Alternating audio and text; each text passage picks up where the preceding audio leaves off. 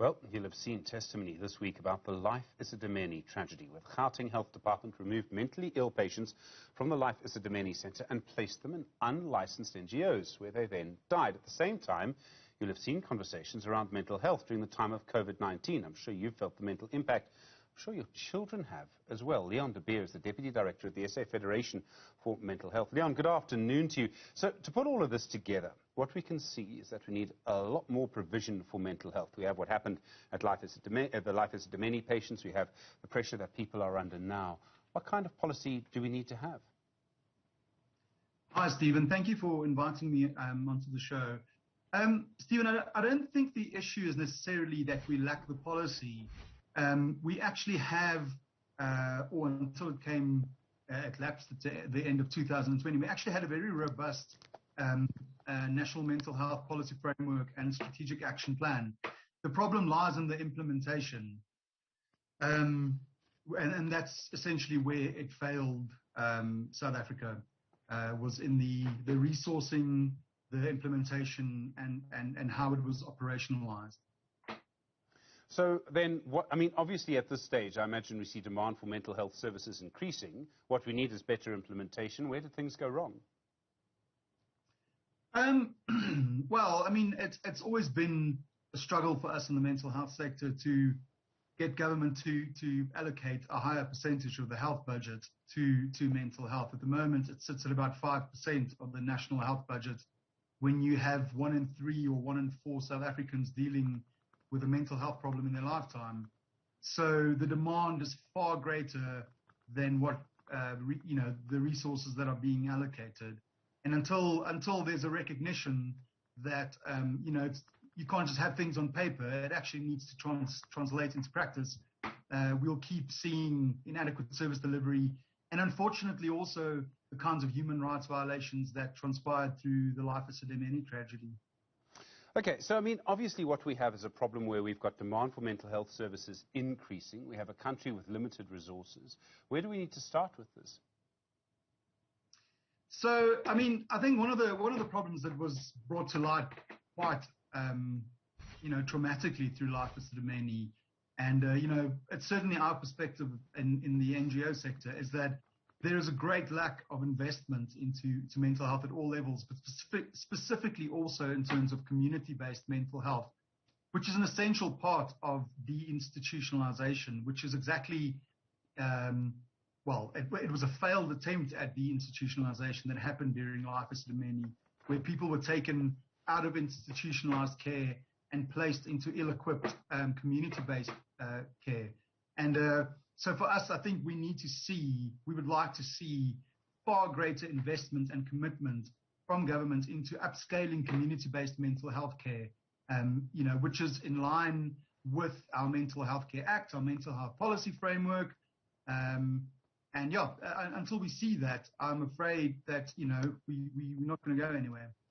Okay, it's a big thing to try and do, and there's always this difficulty where you deinstitutionalize people. So, if I understand it correctly, people who are mentally ill, who've been cared for in an institution, you release them back into the community with appropriate care. Now, in many communities, this is quite controversial, because someone who is mentally ill is perhaps used to being institutionalized is one problem. The community is not used to mentally ill people, and occasionally, very occasionally, something goes wrong, and then there's a big blame game after that. In a way, we would need to prepare communities for that. This is not something we can just do. We can't just change the policy. Yeah. It needs to happen quite carefully. There needs to be proper awareness. There needs to be proper understanding. Absolutely.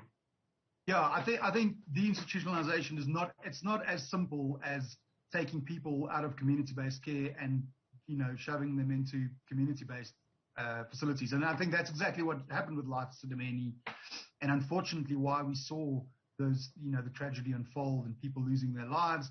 The institutionalization needs to be a very carefully planned and managed process, where the end destination of the service user at community level, there needs to be huge upscaling of those services to make sure that when people are received, that they are able to receive the necessary support.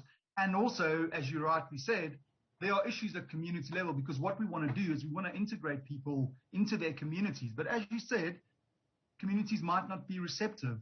And therefore, we do need to invest in a lot of awareness and stigma reduction programs and those kind of things. So when we move people into the communities and they become part of a community, not just a center, but a community where they can go to the shops and go to church or whatever they wish to do, they are accepted. And that is part of their recovery journey. And if we don't see that whole picture being resourced and implemented, again, we're not going to get very far. We've seen so many people not getting help because they don't diagnose themselves. And let me use, I mean, it's a silly example, but it makes the point. I know if I've broken my arm, and people around me know if I've broken my arm. And for me to go and get care for breaking my arm carries no stigma. But I don't know if I'm suffering from depression, and the people around me don't know if I'm suffering from depression. What I'm talking about, it seems to me, is that when it comes to mental health, is the problem of diagnosis. Yeah, so, I mean, before diagnosis comes the process of, somebody feeling confident enough to disclose having a mental illness. So even before you can start looking at diagnosis and going to a psychologist or a psychiatrist or a GP, need to, again, going back to the stigma issue, we have some stats in South Africa in the mental health policy framework. It talks about up to 75% of people don't access care. And one of the reasons for that is stigma and discrimination. Again, it's because people don't want to disclose to their families, their communities, to the workplace that they have a mental illness. And so, again, we need to address that as the first step. And once people are more comfortable recognizing that mental health, or having a mental health problem, is the same as having a physical health problem. If you'll go to the doctor if you have problems with your blood pressure. So why not if you are you're constantly feeling sad or worried? So it really is about breaking down the stigma, getting people to disclose, and then supporting people to access proper mental health and medical support. I'd like to just caution against people self-diagnosing because, with the power of the internet, it's wonderful to have all the information to fingertips, but there is a danger in people Googling some symptoms and self-diagnosing themselves with a mental disorder that they might not have. So it's always better to get professional help. Are attitudes changing in our society? 10 years ago, you would never have had someone in a public place going onto a platform like Twitter and saying, I'm really not okay. And I mean, that phrase means so many things, but it's often a first step into getting some help. You would never have had someone saying to a boss or to a colleague, I'm taking a mental health day. You do see that now. Is that a good sign?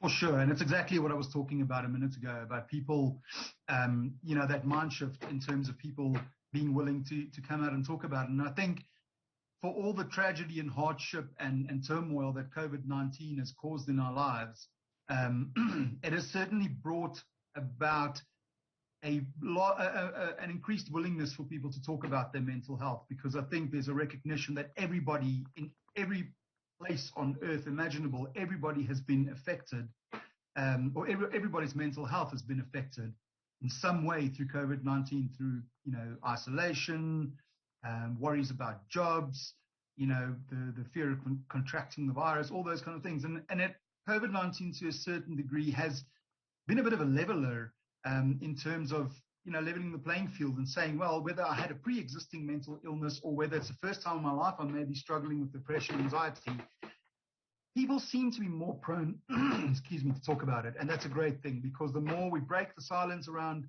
mental health, the more we fight stigma and discrimination, and the more people can get support. Leon de Beer, thank you, Deputy Director for the SA Federation for Mental Health. I really do appreciate the time. And then just to reiterate, if you're ever sort of asking yourself the question, am I okay?